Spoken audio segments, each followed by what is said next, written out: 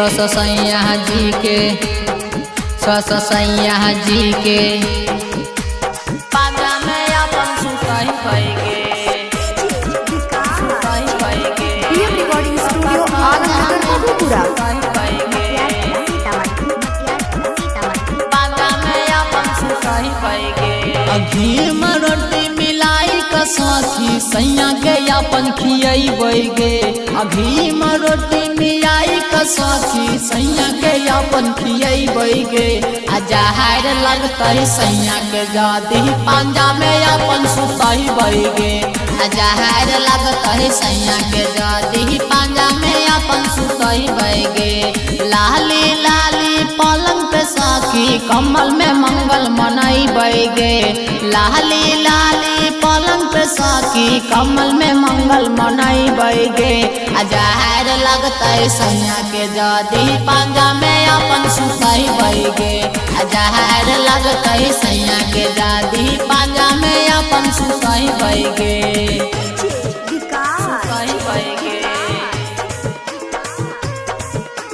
पांजा में अपन सुतैबे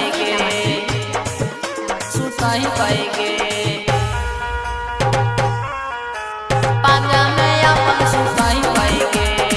रिकॉर्डिंग स्टूडियो आलमनगर मधेपुरा। पांजा में अपन सुतैबे दिन भर रखबै अपन सैया जी के साथ में केतनो जमाना करते मनबै नाही बात गे साथी दिन भर रखबै अपन सैया जी के साथ में केतनो जमाना करते मनबै नाही बात गे गहरम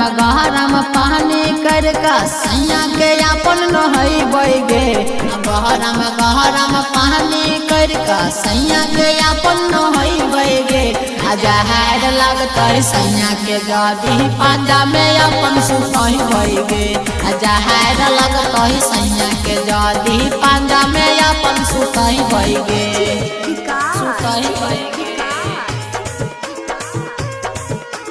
पांजा में अपन सुतैबे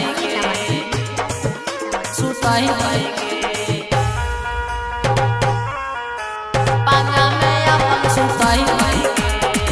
रिकॉर्डिंग स्टूडियो आलमनगर मधेपुरा। पांजा में अपन सुतैबे सुबह शाम सैया के अपन याद सुना तपही बही गे भर ठंडी सैया जी के सरसों तेल लगैबही गे साथी सुबह शाम सैया के याद हम तपही गे